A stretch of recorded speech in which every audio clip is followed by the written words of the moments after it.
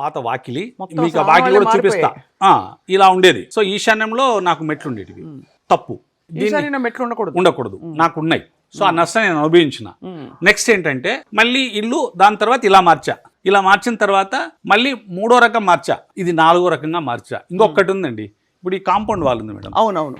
So ముందు అటుపక్క compound wall కట్టా. ఆ కాంపౌండ్ వాళ్ళు నా మీద ప్రయోగం చేసుకున్నా. ఆ కాంపౌండ్ వాల్ కడితే ఎలాంటి పరిస్థితులు నేను ఎదుర్కోవాలా, అవి కొన్ని ఎదుర్కొన్నా.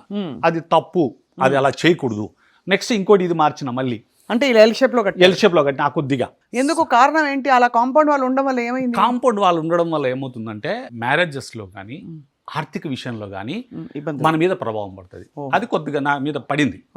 ఓకే, ఇది ఇలా చేస్తే ఇలా ఉంటుంది అనేది నాకు అనుభవపూర్వకంగా నేను తెలుసుకున్న దాన్ని మళ్ళీ కట్ చేసి ఈ విధంగా మార్చుకున్నా. దీంతో కొంత రిజల్ట్ ఉంది అంటే ఇంకొక 6 నెలలు, సంవత్సరం అది అలా ఉంచుతా. ఆ రిజల్ట్ ఎలా చూస్తా.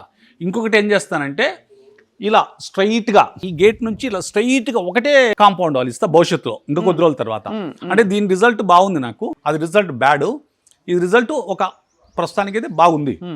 సో దీన్ని మరింత మెరుగుపరచేదానికి కావచ్చు, లేదంటే దాని మీద ప్రయోగం చేస్తే ఈ కాంపౌండ్ వాళ్ళు ఎల్ షేప్ లో ఇలా నేరుగా లాగేస్తే అది ఎలా ఉంటుంది, అది ఎలా ఉంటుంది కూడా చూడబోతున్నా. నేను చూడ